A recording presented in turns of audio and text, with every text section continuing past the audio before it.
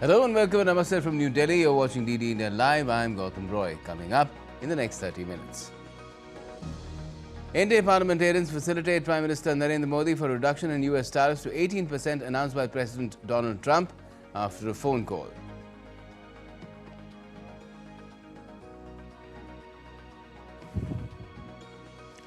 Commerce Minister Piyush Goyal attacks the opposition for questioning India-US exchange, says Delhi has got the best deal with Washington among its trade rivals.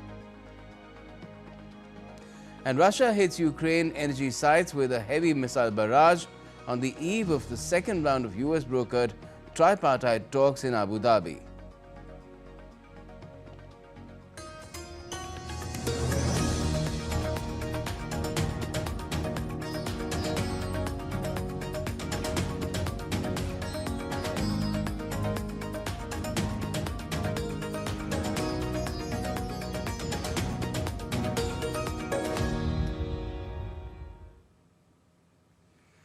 India and the US have agreed for reduction of tariff in bilateral trade, under which Washington will bring down reciprocal tariffs on Indian goods to 18%.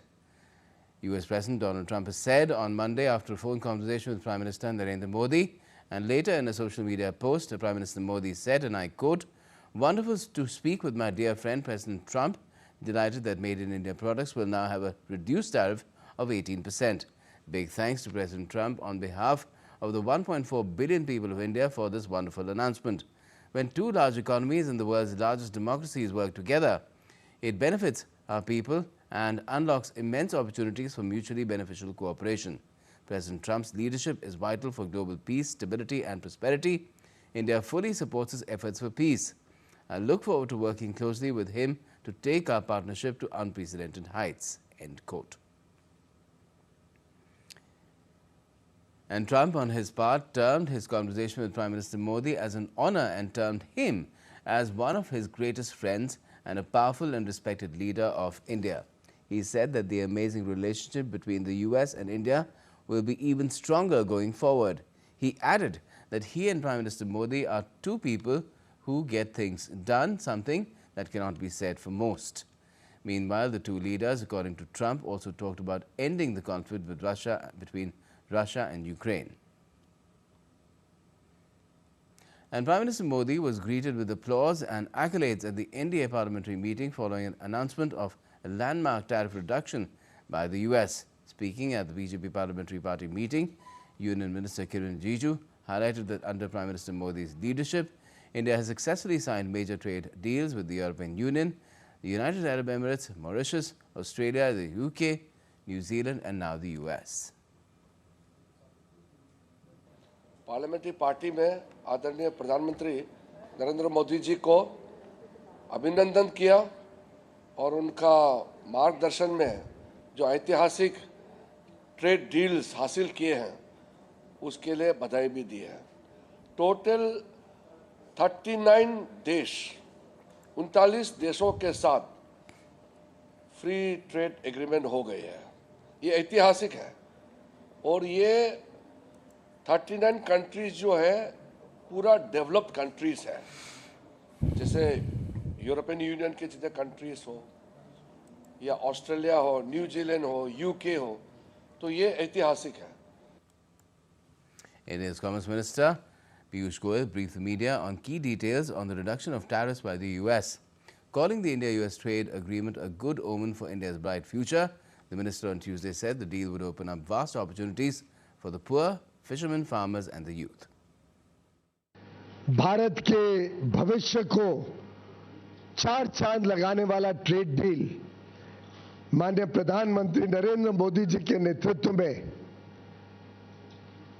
कल रात finalise किया गया है।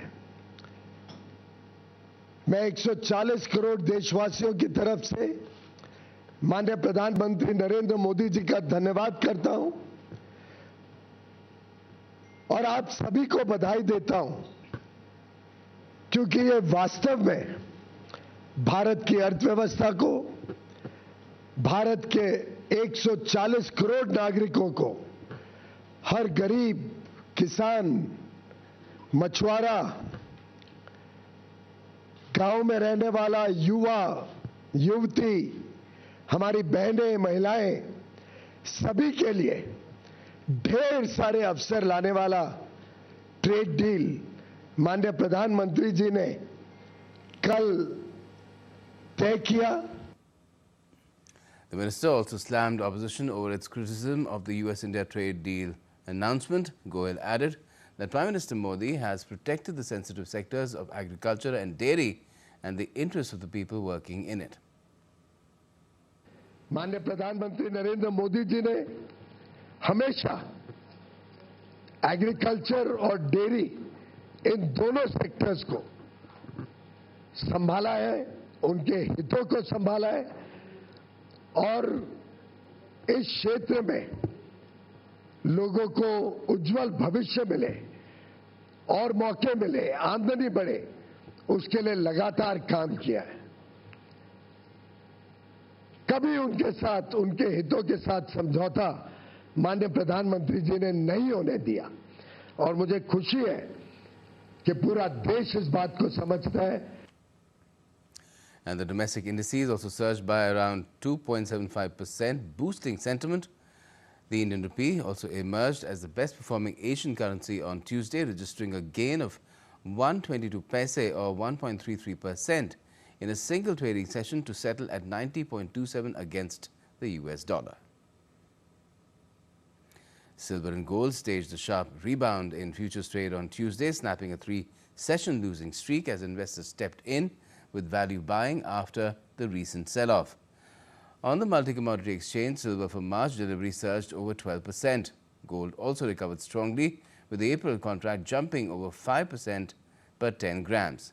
The rebound was mirrored in global markets. On COMEX in New York, March silver futures climbed more than 12%, while April gold futures advanced over 6% per ounce, signaling a broad-based recovery in precious metals. India has strongly condemned the vandalization and removal of a Mahatma Gandhi statue in Australia, calling the incident deeply disturbing. Official MEA spokesperson has said India has taken up the matter firmly with Australian authorities and urged them to take immediate action. He emphasized the need to recover the missing statue and ensure that those responsible are held accountable. The incident has raised concerns among the Indian diaspora in Australia, with India expecting swift and decisive action from local authorities to address the matter and prevent similar incidents in the future.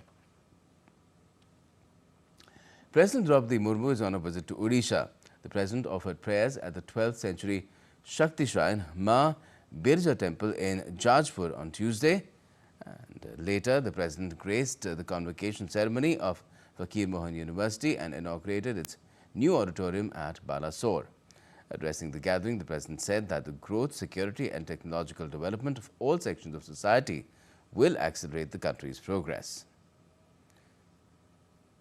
President Murmu also unveiled the statue of Bharat Ratna Atal Bihari Vajpayee and inaugurated a 1,000-seater convention hall in the university campus.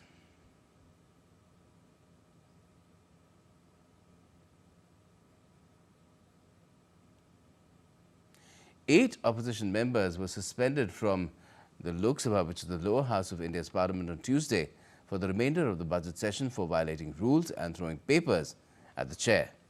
Parliamentary Affairs Minister Kiren Rijiju named all 8 members and moved a motion in the House. The MPs were suspended under Rule 374 for contempt of the House and hurting the dignity of the chair by coming near the table of the Secretary General of the Lok Sabha and throwing papers. The motion was adopted by the House amid protests from opposition members.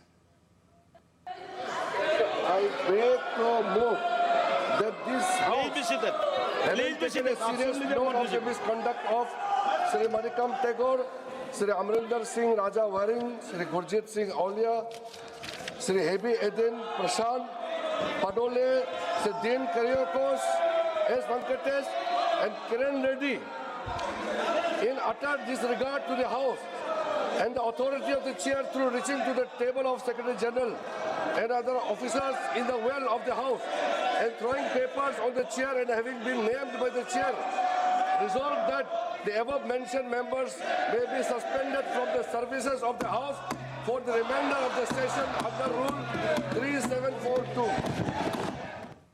And still to come in this edition of DD India Live. France adopts 2026 budget after 2 no-confidence votes fail. And India enters an elite club with a successful tech demo enabling development of long-range air-to-air missiles.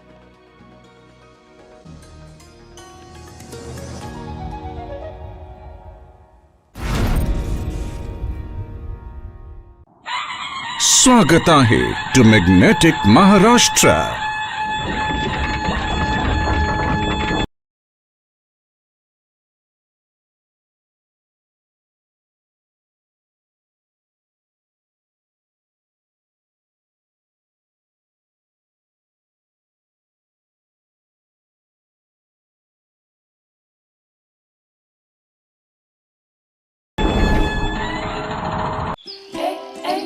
One of India's newest states, one of India's oldest lands.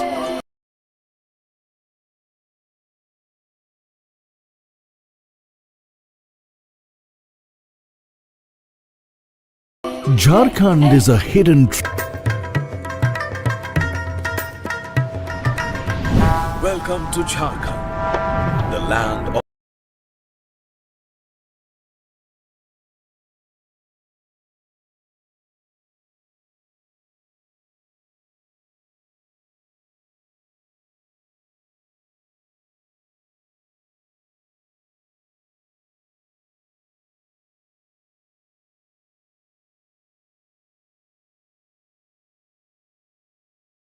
forests. Always welcoming. The vibe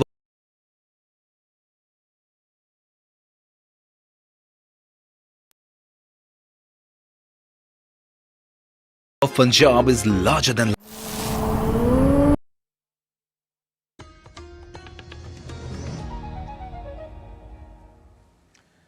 Welcome back. You're watching DD India Live. I'm Gautam Roy. Now, NATO chief Mark Rutte is on a surprise visit to Kyiv on Tuesday, where he said that reaching a peace deal to end Russia-Ukraine conflict will require tough choices.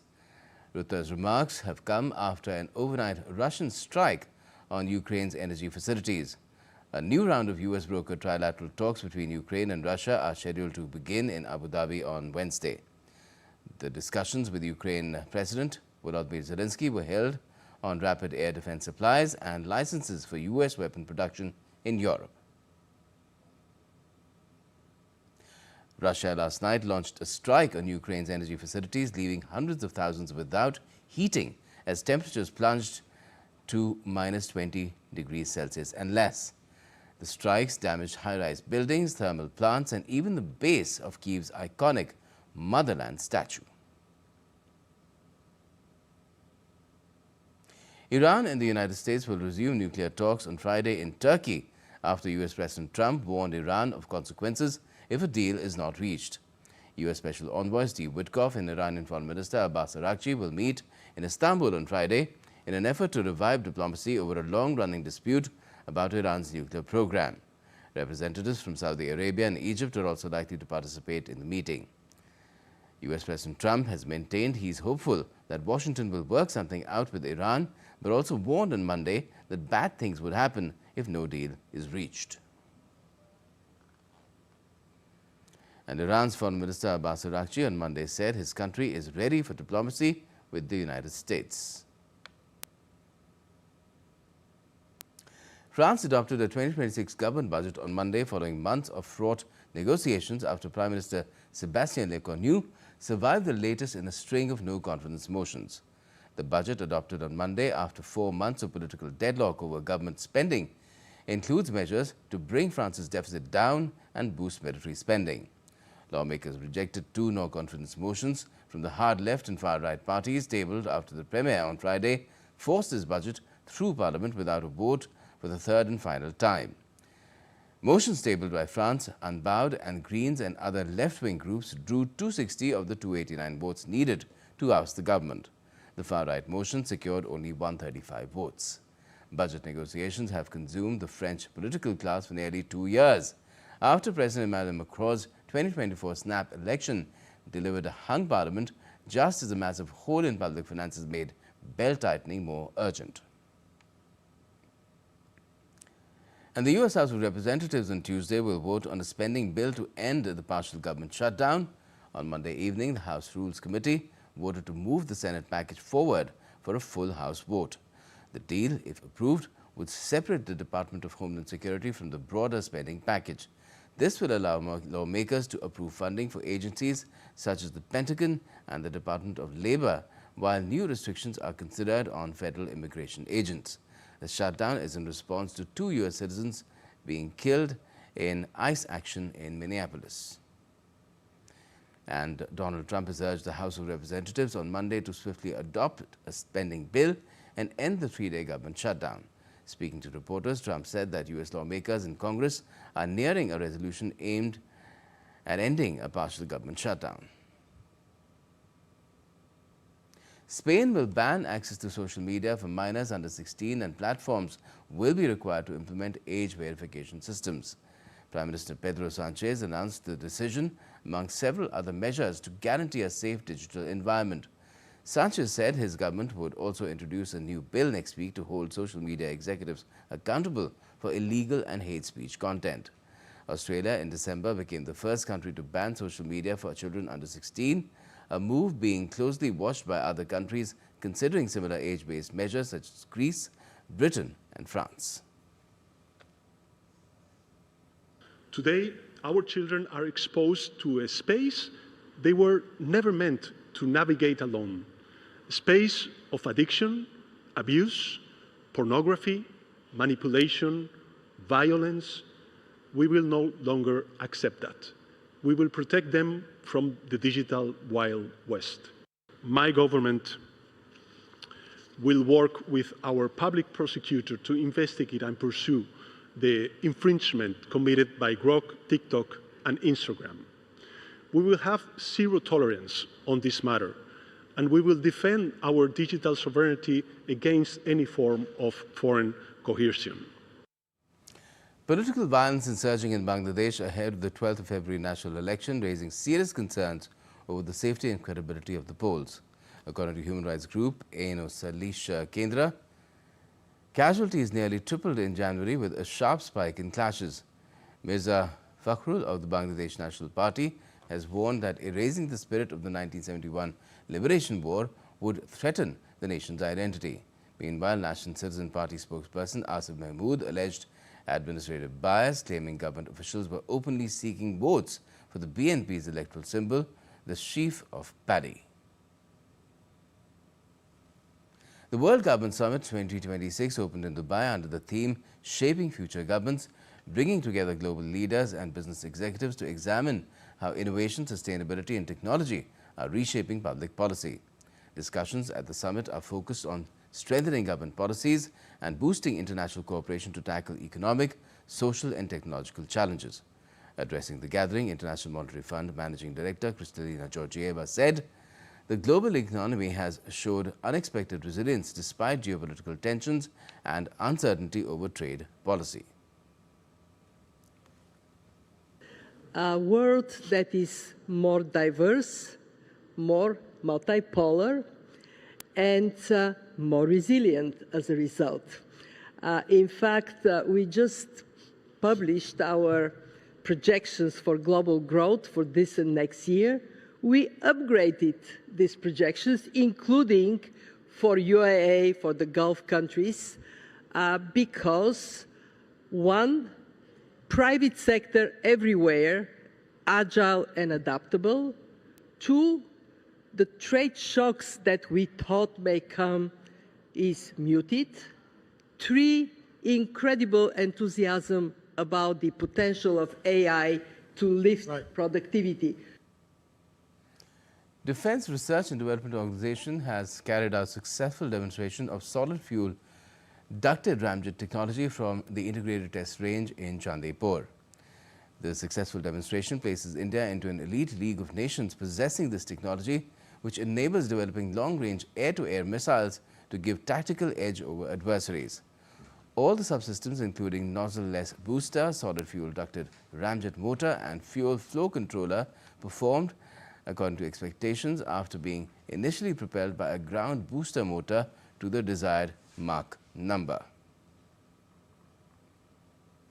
Let's turn to sports now. India's former men's cricket captain Rohit Sharma expressed his gratitude after he was honoured with the Padma Shri award. The two-time T20 World Cup winner thanked the government for the prestigious honour. Padma Shri award मिलने पर मैं भारत सरकार का तहे दिल से शुक्रिया अदा करना चाहता हूँ। ये मेरे लिए और मेरे फैमिली के लिए बहुत खास पल है। I also want to thank everyone who's played significant role in my career. मेरी कोशिश ऐसे ही जारी रहेगी अपने देश के लिए मैचेस और ट्रॉफीज जीतना। धन्यवाद। जय Hind. The New England Patriots and Seattle Seahawks kicked off Super Bowl week festivities with a surprisingly toned-down opening night. Instead of the usual packed house atmosphere, this year's event unfolded in the confines of a room inside the San Jose Convention Center. The AFC champion New England Patriots and NFC champion Seattle Seahawks appeared for their only public joint appearance before the big game. New England quarterback Drake May and Seattle quarterback Sam Darnold headlined the event. The Super Bowl LX will be held on Sunday at Levi's Stadium in Santa Clara, California. France forward Karim Benzema has joined Al Hilal following the termination of his contract with Al Ittihad. The move to join Al Hilal came after Benzema rejected an offer to extend his contract with Al Ittihad. Al Hilal said in an official statement that they signed the French star on a free transfer for 1.5 years. Benzema had a strong time at Al Ittihad. He helped the Jeddah-based club win the league title and the Kings Cup last season. It was the first domestic double in the club's history. The former Real Madrid striker has scored 16 goals in 21 matches for Al Ittihad in all competitions this season. Al Hilal are currently top of the league with 47 points, 1 point ahead of Cristiano Ronaldo's Al Nassr. Al Ittihad are in 6th place with 34 points. And just crowned Australian Open champion Carlos Alcaraz has withdrawn from the Rotterdam Open beginning next week. The world number one had secured the ATP 500 event title last season, beating Alex de Minaur in the final. But he pulled out this time around, citing exertions over the last 2 weeks during the Australian Open. The organisers posted on X, and I quote, "Carlos Alcaraz won't defend his title in Rotterdam." The Australian Open champion concluded that after his exertions over the past 2 weeks, he needs more time to return to action, unquote. Top-ranked stars like Alexander Zverev, Felix Auger-Aliassime and de Minaur will feature in the competition set to take place from the 9th to the 15th of this month. Alcaraz became the youngest player at the age of 22 to complete a career Grand Slam after clinching the Australian Open on Sunday. Now, the 145th International Olympic Committee session opening ceremony took place in Milan's historic Teatro alla Scala as part of the build-up to the Milano Cortina 2026 Olympic Winter Games. Italian President Sergio Mattarella held a bilateral meeting with IOC President Christy Coventry, who said that the Games would be unforgettable. The Milano Cortina 2026 Foundation President Giovanni Malago and the Italian National Olympic Committee President Luciano Bonafiglio were also present at the event. This will be the first time in 20 years since the 2006 Torino Olympics that the Games return to the European Alps. The Winter Olympics will kick off with an opening ceremony at the San Siro Stadium on the 6th of February. Now, Copenhagen's annual Light Festival opened with lighting up of the Danish capital during the dark winter nights. Around 45 artworks, light installations, tours and events are featured across the city this year. The art and light installations will remain on display until the 22nd of this month.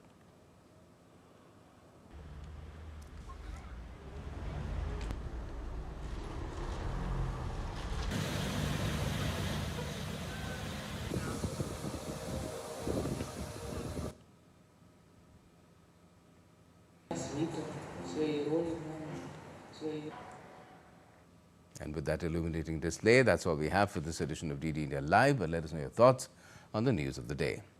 And for those on the go, you can get all the latest news and updates from India and across the world on DD India's mobile app. It's available on both Android and iOS. Just scan the QR code on the screen to download the app right away. And we'll be back with more news as it breaks here on DD India. I'm Gautam Roy from all of us here in Delhi. Thanks for watching DD India Live.